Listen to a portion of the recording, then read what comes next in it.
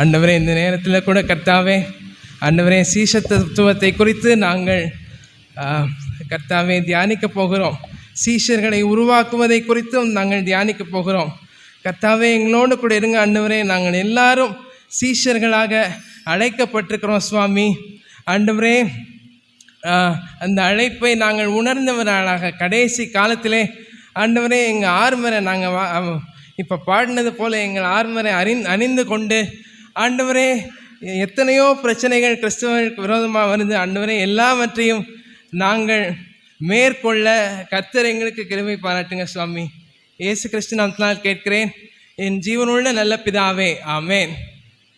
இன்றைக்கி நம்ம இந்த நாளிலும் எனக்கு இந்த வாய்ப்பை கொடுத்த சபை குருவானவர் ஐயா அவர்களுக்கு என்னுடைய நன்றிகளை தெரிவித்துக் கொள்கிறேன். எங்கள் யூத் கோஆர்டினேட்டர்ஸ்க்கு என்னுடைய நன்றிகளை தெரிவித்துக் கொள்கிறேன். அருமையான அறிமுகத்தை கொடுத்த என்னுடைய சகோதரர், என்னை எப்போதுமே ஊக்கப்படுத்தக்கூடிய ஜோத்தமன் அவர்களுக்கு என்னுடைய நன்றியை தெரிவித்துக் கொள்கிறேன். இந்த நாளிலும் கூட நம்மளை கிறிஸ்தவங்களான்னு யாராச்சும் கேட்குறாங்கன்னு வச்சுக்குவோம். நீங்கள் ரோட்டில் போகிறோம், கிறிஸ்தவங்களா நீங்கள் அப்படின்னு சொன்னால், ஆமாம் நான் கிறிஸ்தவன் தான், எங்கள் அப்பா தாத்தா இந்த சர்ச்சுக்கு தான் நாங்கள் போகிறோம், எல்லோரும் கிறிஸ்தவங்க தான் அப்படின்னு. திடீர்னு ரோட்டில் போயிட்டுருக்கப்போ ஒருத்தர் வர்றாரு, ஐயா நீங்கள் சீஷரா அப்படின்னு கேட்குறான். ஒரு சின்ன தயக்கம் ஏற்படுது இல்லையா? சீஷரான்னு கேட்டால் ஒரு சின்ன தயக்கம் ஏற்படுது. ஏன்னு சொன்னால், இந்த அழகான ஒரு வேத பாடம் இருக்கிறது. இன்னைக்கு முதல் தலைப்பு பீயிங் டிசைபிள்ஸ். முதல் தலைப்பிலே நம்ம நம்முடைய சுயத்தை கிறிஸ்துவுக்காக விட்டு கொடுக்கணும். அது நல்ல காரியமாக இருக்கலாம், கெட்ட காரியமாக இருக்கலாம். இப்போ நான் கூட பார்த்தீங்கன்னா பாஸ்டர் ஆகணும்னு நினச்சேன் சின்ன பிள்ளைல. யார் கேட்டாலும் நான் பாஸ்டர் அப்படின்னு. அப்புறமேலு நான் கொஞ்சம் வளர்ந்த பிறகு டாக்டர் ஆக போகிறேன் அப்படின்னு. ரெண்டும் ஆகலை. ஆனால் இன்றைக்கி பார்த்தீங்கன்னா ஒரு சாஃப்ட்வேர் டெஸ்டராக ஒரு கிறிஸ்தவ நிறுவனத்திலே கர்த்தருடைய நாமத்துக்கு மகிமையாக நான் பணியாற்றுவதற்கு கர்த்தர் எனக்கு கிருபை பாராட்டியிருக்கிறார். அதற்காக கர்த்தருக்கு ஸ்தோத்திரம் செலுத்துகிறேன். இதுக்கு வேதத்திலிருந்து உதாரணமாக நம்ம அனனியா, அசரியா, மிஷாவேல் மற்றும் தானியேலை நம்ம எடுத்துக்குவோம். வேதத்திலிருந்து உதாரணமாக அவங்கள நம்ம பார்த்தோம்னா, அடிமையாக போயிருந்தாலும் ஒரு ஃபாரின் கண்ட்ரியில் they are held in high positions, மிக உயரிய பதவிகளிலே அவர்கள் இருந்தார்கள். அவங்க நினச்சா என்னன்னாலும் செய்யலாம், அப்படிப்பட்ட நிலையிலே இருந்தார்கள். ஒருவேளை சொல்லப்போனால் இன்றைக்கி நம்ம பைபிள் வாசிக்கிறோன்னு வச்சுக்கோங்க. இன்றைக்கி வாலிபர் ஞாயிறாகவும் இருக்குது, பைபிள் வாசிக்கிறோம் அப்படின்னா அப்பா அம்மா ஒரு வார்த்தை சொல்ல வேண்டியது இருக்குது, பைபிள் படிங்க, ஜோம் பண்ணுங்க அப்படின்னு சொல்ல வேண்டியது இருக்குது. ஆனால் ஃபாரின் கண்ட்ரியில் பாருங்கள், அவங்க அப்பா அம்மா உயிரோடு இருக்காங்களான்னு கூட அவங்களுக்கு தெரியாது. No WhatsApp, no video call, no phone calls, ஒன்றுமே கிடையாது. கம்ப்ளீட்டாக கல்ச்சர் டிஃப்ரெண்ட்டு. இன்றைக்கி யாராச்சும் ஃபாரின் போயிட்டாங்கன்னா, இதுதான் எங்கள் கல்ச்சர், நாங்கள் இப்படி தான் இருப்போம் அப்படின்னு சொல்லிட்டு அவங்க அதை பெருமையாக சொல்கிறாங்க. எங்கே போனாலும் இயேசு கிறிஸ்துவுக்குன்னு ஒரு கல்ச்சர் இருக்குது, அதைத்தான் நம்ம ஃபாலோ பண்ணணும். அல்லேலூயா. இயேசு கிறிஸ்துவுக்குன்னு ஒரு கல்ச்சர் இருக்குது. எங்கே நீங்கள் உலகத்தில் போனாலும், எவ்வளோ பெரிய பொசிஷனில் இருந்தாலும், இயேசு கிறிஸ்துவின் சீடர் என்பதை நாம் மறந்து போகக்கூடாது. அதே மாதிரி நம்ம தானியேல், சாத்ராக், மேஷாக், ஆபேத்நேகோவை நாம் பார்த்தபோது அவங்க சிங்கக்கெவியில் போடப்படுறாங்க. தானியேல் ஏன் சிங்கக்கெவியிலே அவர் போடப்படுகிறார்? ஒருவேளை ராஜா தன்னைத்தான் கும்பிடணும்னு சொல்லிட்டு ஒரு ஆர்டர் போட்டுருவார். அந்த ஆர்டருக்கு எல்லாரும் பயப்படுறாங்க. ஒருவேளை நான் ஒரு சும்மா யோசிச்சு பார்த்தேன், நம்மளாக இருந்தால் என்ன செஞ்சுருப்போம்? ஆண்டவரே, ராஜாவை கும்பிடணும்னு சொல்கிறாங்க, நான் உங்களை தான் மனசில் நினச்சிருக்கேன், நான் ஜோம் பண்ணுறது வெளியே தெரியணும்னா இருக்குது, நான் கதவை பூட்டிட்டு ஜோம் பண்ணிடுறேன். அவர் எருசலேம் பக்கத்தில் எருசலேமுக்கு நேராக ஜோம் பண்ணுறாரு, நான் கதவை பூட்டிட்டு ஜோம் பண்ணிடுறேன், நான் யாருக்கும் தெரியாமல் ஜோம் பண்ணிடுறேன், உங்களை தானே நான் நினைக்கிறேன் அப்படின்னு சொல்லிட்டு நம்ம என்ன செஞ்சிடறோம், அப்படி நம்ம போகிறதுக்கு வாய்ப்பு இருக்குது. அதுக்கப்புறம் இங்கே சாத்ராக், மேஷாக், ஆபேத்நேகோ பொற்சிலையை வணங்குறாங்க, எல்லாரும் பொற்சிலையை வணங்க சொல்கிறாங்க. ஒருவேளை நான் நினச்சி பார்த்தேன், இந்த காலத்து நம்மளாக இருந்தால் ஒருவேளை என்ன நினச்சிருப்போம், ஆண்டவரே அது ஒரு சின்ன சிலை தானே, நான் சும்மா அப்படியே தொட்டுட்டு வந்துடுறேன், நான் கும்பிட்றது இல்லை அப்படின்னு சொல்லிட்டு அப்படி இப்போ எஸ்கேப் அப்படி நம்ம நினச்சிருவோம். ஆனால் அவங்க கிறிஸ்துவுக்காக தங்களுடைய விசுவாசத்தை வெளிப்படுத்தி ஒருவேளை தங்களுடைய ஜீவனை கூட அற்பமாக நினச்சி ஜீவனுடைய விலையிலே அவர்கள் கிறிஸ்துவை அவங்க பின்பற்றுறாங்க. அப்போ ஆனால் நம்ம ஆண்டவர் வந்து அவங்கள காப்பாற்றினார். அவங்க மரித்தார்களா? மரிக்கவே இல்லை. சிங்ககவியில் தூக்கி போட்டாங்க, ஒருவேளை அக்கினியில் தூக்கி எரிஞ்சிட்டாங்க, ஆனால் அவங்க வந்து மரிக்கவே இல்லை. விளைவு என்ன? அவங்களுடைய லைஃப்பை அவங்க வந்து at the cost of life they serve the Lord. அதனுடைய நல்ல ஒரு அவங்களுக்கு கர்த்தர் கொடுத்த ரிவார்ட் என்னென்னா, இன்றைக்கி 2000 வருஷத்துக்கு மேலாகுது பைபிளில் நம்ம எல்லாம் வாசிக்கிறோம், உலகம் முழுக்க அந்த வேத பகுதியை வாசிக்கிறோம். அதே போல் நெகட்டிவ் எக்ஸாம்பிள்ஸும் இருக்குது. ஏசாமியை பார்க்க ஒரு வாலிபன் வந்தார். அந்த ஒரே ஒரு வாலிபன் தான் துக்கமுகமாக போயிட்டார். யார் அந்த வாலிபர்? நமக்கு தெரியும். ஆண்டவர்கிட்ட வந்து, ஆண்டவரே நான் எல்லாத்தையும் ஃபாலோ பண்ணுறேன், நான் கிறிஸ்துவன், நீங்கள் சொன்ன எல்லாவற்றையும் ஃபாலோ பண்ணுறேன்னு சொன்னார். ஏசுவாமி அதை மறுக்கவில்லை. ஆமாம் ஃபாலோ பண்ணுறேன், ஆனாலும் உன்னிடத்திலே ஒரு குறை உண்டு, உனக்கு உண்டானதை விட்டு ஏழைகளுக்கு கொடு அப்படின்னா அதில் என்ன அர்த்தம் அடங்கி இருக்குன்னா, அதுதான் டினையிங் செல்ஃப். அவருக்கு இல்லை. இயேசுவை முழுமையாக பற்றி கொள்ள வேண்டும், அது அவருக்கு இல்லை. இல்லாதனால அவர் கிறிஸ்துவின் சீஷராக மாற முடியலை. இன்னொரு இடத்துல ஜீவ அப்பம் நானே ஏசாமி சொல்கிறாரு. ஜீவ அப்பம் நானே, என்னுடைய சரீரத்தை புசித்து என்னுடைய ரத்தத்தை பானம் பண்ணுகிறவன் நித்திய ஜீவனை அடைவான்னு ஒன்று. சில சீஷர்கள் என்ன பண்ணாங்க தெரியுமா? இது கடினமான உபதேசமாக இருக்கே, இதை யார் பின்பற்றுவான்னு சொல்லி சீஷர்கள் பின்வாங்கி போயிடுறாங்க இல்லையா? நம்ம அதை வாசிக்கிறோம் வேதாகமத்தில். சீஷர்கள் பின்வாங்கி போனது அந்த பகுதியை நான் படித்த போது ஆச்சரியமாக இருந்த காரியம் என்னென்னா, ஏசாமி அவங்கள இந்த 2 பேரையும் பார்த்தீங்கன்னா, அந்த ஆஸ்தியை விற்கிறதுக்கு வில்லிங்காக இல்லாத அந்த சீஷனும், அதுக்கப்புறம் இந்த விலகி போன சீஷர்களும் ஆண்டவர் விலகி போன சீஷர்களையும் ஆண்டவர் திருப்பி அடைக்கவில்லை. வாங்கப்பா, நீங்கள் என் பிள்ளைங்க தான், நான் உங்களுக்காக மறிக்க போகிறேன், இங்கே வாங்க அப்படின்னு சொல்லி அவங்கள அழைக்கலை. சும்மா ஒரு இந்த காலத்தில் யோசிச்சு பார்த்தேன். நிறையா பேர் வந்து சர்ச்சுக்கு வராமல் இருக்கிறாங்க. சர்ச்சுக்கு ஏன் போகணும்னு சொல்லி கேட்குறவங்க கூட இருக்காங்க இந்த காலத்தில். சர்ச்சுக்கு போய் டைம் வேஸ்ட் பண்ணாதீங்க, சமூக சேவை பண்ணுங்க அப்படின்னு சொல்லிட்டு கூட இந்த காலத்தில் சொல்லிகிட்டு இருக்காங்க. அப்படின்லாம் சமயம் நம்ம இருக்கும்போது நம்முடைய எண்ணம் என்னவாக இருக்குது? குழந்தைய வந்து ஒரு ஃபோன் காலாக வந்து பண்ணணும், அல்லது வீட்டில் வந்து பார்க்கணும், நம்மளை திருத்தி வாங்கையான்னு சொல்லி கூப்பிடணும்னு இருக்கு. ஆனால் ஏசாமி கூப்பிட்டாரா? கூப்பிடலை. ஏசாமி கூப்பிடலைங்க. நாமும் கூட நம்முடைய ஜீவனை அற்பமாக எண்ணி கிறிஸ்துவுக்காக இருக்கணும். அப்போ அந்த சீஷர்கள் ஓடி போகிறாங்க. ஏசாமி ரியாக்ஷன் பாருங்கள். தனக்கு அன்பாக இருந்த 12 பேரை பார்த்து கேட்குறாரு, நீங்கள் என்னை பின்பற்றிங்களா? நீங்களும் என்னை விட்டு போயிடுவீங்களான்னு கேட்குறாரு. அப்போ பேதுரு சொல்கிறாரு, உம்மை விட்டு நாங்கள் எங்கே போவோம்? நித்திய ஜீவ வார்த்தைகள் உம்மிடத்திலே உண்டே அப்படின்னு சொல்லி சொல்கிறாரு.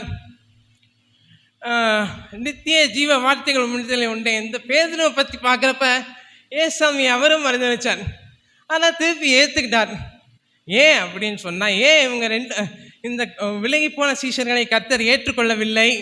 ஏன் பேதுருவை ஏற்றுக்கொண்டார் அப்படின்னா, பாவத்து குறித்த உணர்வு இருந்துச்சு. அவருக்கு பாவத்தை குறித்த உணர்வு இருந்துச்சு. எது பாவம் என்பதை குறித்த உணர்வுள்ளவராக அவர் காணப்பட்டார். மனங்கசந்து அழுதார். இன்னைக்கு கூட சும்மா யோசிச்சு பார்த்தேன், இன்னைக்கு கிறிஸ்தவர்கள்னு எத்தனை பேர் குடியாரங்க இருக்காங்க, ட்ரக் அடிக்ட்ஸ்.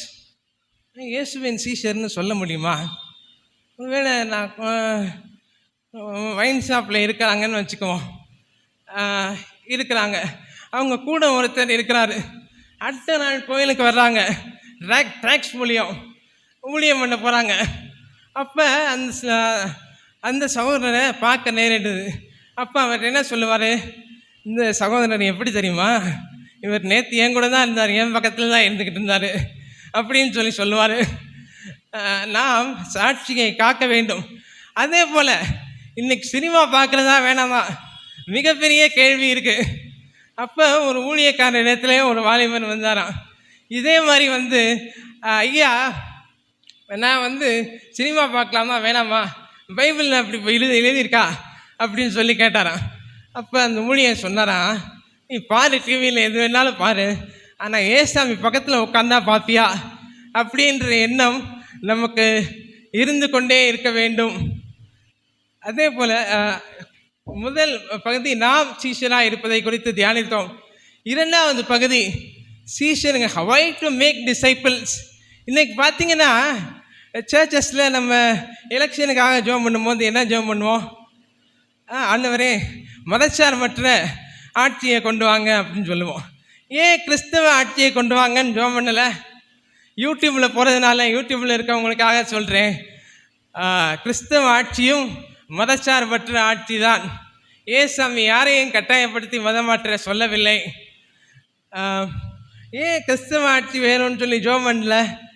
நாம் சீஷர்களை உருவாக்கவில்லை.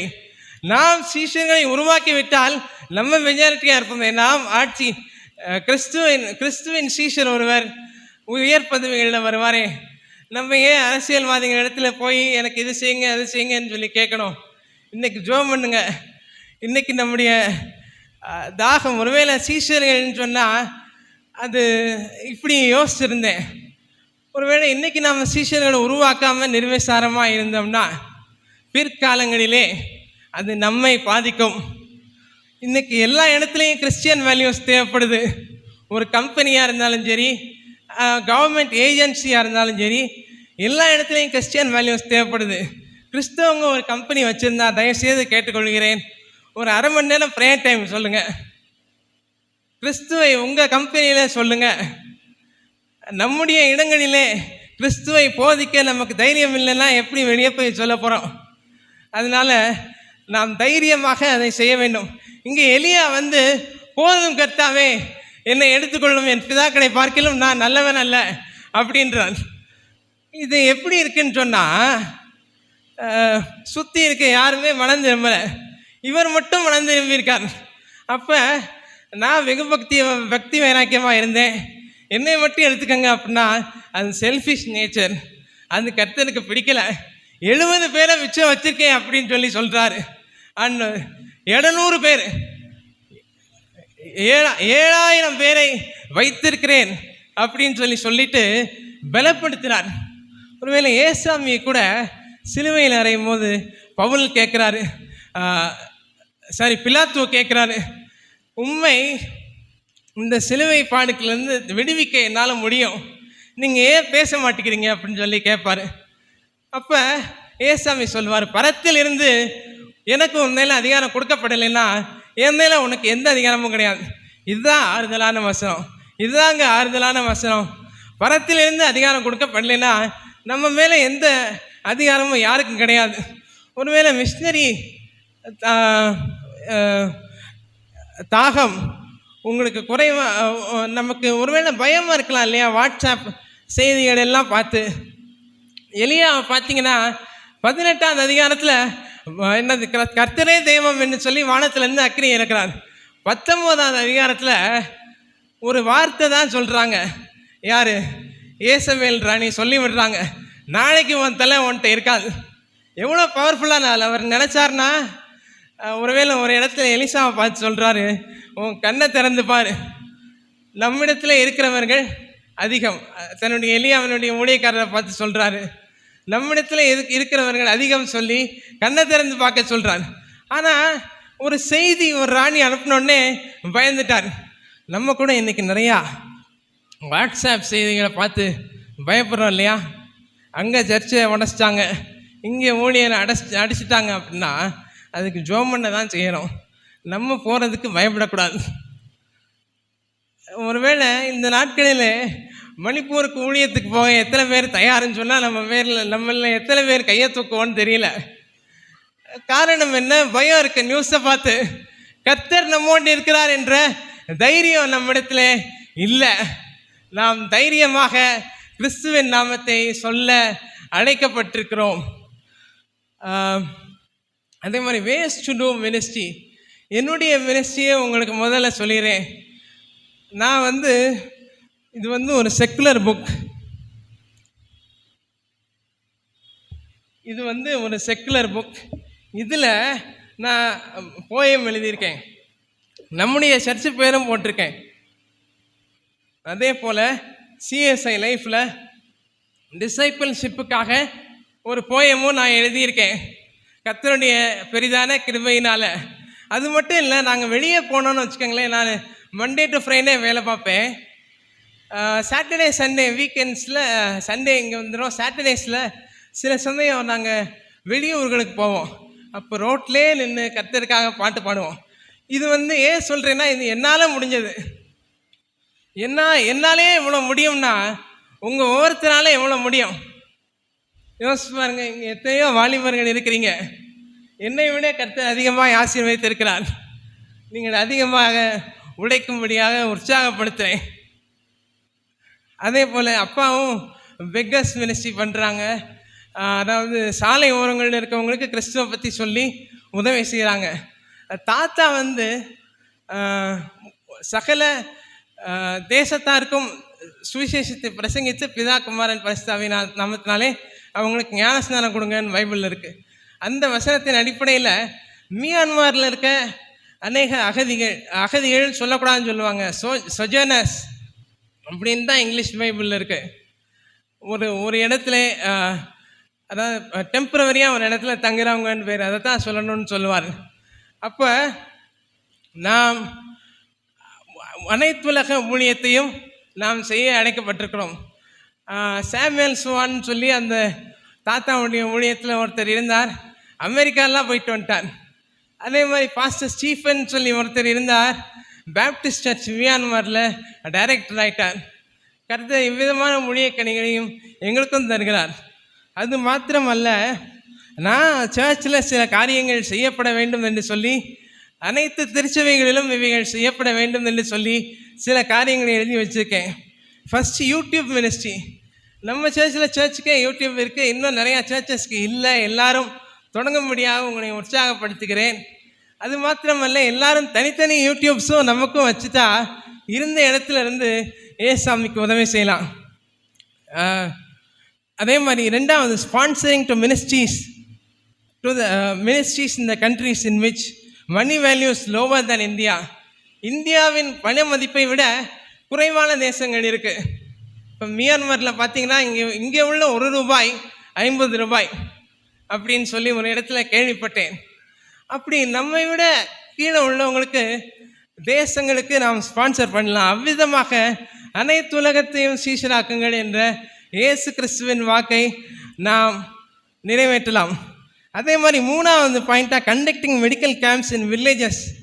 நம்ம சர்ச்சில் கூட எத்தனையோ மெடிக்கல் ப்ரொஃபஷனல்ஸ் இருக்காங்கல்ல, நிறையா சர்ச்சஸில் இருக்காங்கல்ல, அவங்களெல்லாம் ஒருவேளை ஒரு நாள் நாம் அதற்காக பிரத்யேகப்படுத்தி கிராமங்களிலே மெடிக்கல் கேம்ப் கண்டக்ட் பண்ணி அவங்கள கிறிஸ்டியன் மிஷன் ஹாஸ்பிட்டலுக்கு அப்புறம் ஃபாலோ அப்புக்கு அனுப்பலாம். பைபிள்ஸை கொடுக்கலாம் மெடிக்கல் கேம்புக்கு வர்றவங்களுக்கு. அதே மாதிரி பிளேசிங் பைபிள்ஸ் இன் சர்ச்சஸ். இன்றைக்கி நிறையா பேர் ஆலயத்துக்கு வர்றாங்க, அவங்களுக்கெல்லாம் கிடியன் பைபிள்ஸ் இருக்குது, சின்ன சின்ன பைபிள்ஸ். எல்லா சர்ச்சிலையும் வெளியே வச்சுட்டோன்னா அவங்க எடுத்துகிட்டு போய் கர்த்தருக்குள்ளே வளருவதற்கு அது உதவியாக இருக்கும். ஐந்தாவது, பிளேசிங் ப்ரேயர் ரிக்வெஸ்ட் பாக்ஸ் இன் சர்ச்சஸ். ஜெப விண்ணப்ப பெட்டி வச்சுருந்தோம்னா அவங்க தங்களுடைய ஜெப விண்ணப்பத்தை ஒருவேளை வெளியே சொல்லக்கூட கஷ்டப்பட்டு இருக்கலாம். அப்போது ஒரு பேப்பரில் எழுதி போட்டாங்கன்னு சொன்னால் நாம் ஆலயத்தில் அவர்களுக்காக ஜெபிக்கலாம். ஆறாவது, tracks ministry, hospital ministry, jail ministry, இதெல்லாம் எல்லா இடங்களிலும் செய்யப்பட வேண்டும் என்று விரும்புகிறேன். அதே போல் உங்களுக்கு ஒரு வேண்டுகோள் சபையாக இருக்குது, ஸ்பான்சரிங் டு டைஷன் மினிஸ்ட்ரிஸ். நிறைய ஊழியங்கள் நடக்குது, ஹோம்ஸ், ஸ்கூல்ஸ், ஹாஸ்பிட்டல். நான் சாட்சியாக சொல்கிறேன், நான் நாய் ஸ்கூலில் படித்தவன், எங்கள் நம்முடைய டைசஸில் நடத்தப்படுகிற நாய் ஸ்கூலில் படித்தவன், அமெரிக்கன் காலேஜில் படித்தவன். என்ன டிசைபிள்ஷிப்பில் வளர்த்தது அந்த நிறுவனங்கள்னு சொல்வதில் மிகையாகாது. எங்கள் காலேஜில் போய் கேட்டு பாருங்கள், ஆன்லைன் எக்ஸாமில் கூட நான் பார்த்து எழுதலை. அதுக்கு என்னுடைய ப்ரொஃபஸர்ஸ்லாம் சாட்சி. அதே மாதிரி இன்னும் ஒரு பாயிண்ட்டு தான் இருக்குது. லைக் வில்லேஜ் சர்ச்சஸோடு சேர்ந்து நம்ம அவுட்ரீச் மினிஸ்ட்ரி பண்ணலாம். வில்லேஜ் சர்ச்சஸில் ஆட்கள் குறைவாக இருக்குது. இன்றைக்கி நம்ம சர்ச்சில் சண்டே ஸ்கூல் மினிஸ்ட்ரி இருக்குது, யூத் மினிஸ்ட்ரி இருக்குது, எல்லாமே இருக்குது. ஆனால் அநேக கிராமப்புற ஆலயங்களிலே அது இல்லை. அப்போ நாம் அந்த திருச்சபைகளோடு இணைந்து ஒரு நாள் சண்டே ஸ்கூலோ யூத்தோ நடத்திட்டு வரலாம். அதே போல் ஸ்டடியிங் இன் டைசன் இன்ஸ்டியூஷன்ஸ், அதையும் நான் உற்சாகப்படுத்துகிறேன் இங்கே இருக்கவங்களுக்கு. நான் டைசன் இன்ஸ்டியூஷன்ஸில் தான் நான் படித்தேன். இன்னைக்கு கர்த்தர் என்னை உயர்த்தியிருக்கிறார். ஓரளவுக்கு நேர்மையாக நடந்து கொள்வதற்கு, என்னை பற்றியே சொல்லக்கூடாது, இருந்தாலும் ஒரு உண்மையாக நடந்து கொள்வதற்கு அந்த நிறுவனங்கள் எனக்கு கற்றுக் கொடுத்தார்கள் என்று சொல்வதிலே எனக்கு ஐயமில்லை. கர்த்தர் தாமே இந்த வார்த்தைகளை ஆசீர்வதித்து நாம் ஒவ்வொருவரையும் இவ்விதமாக நடத்துவாராக. ஆமென்.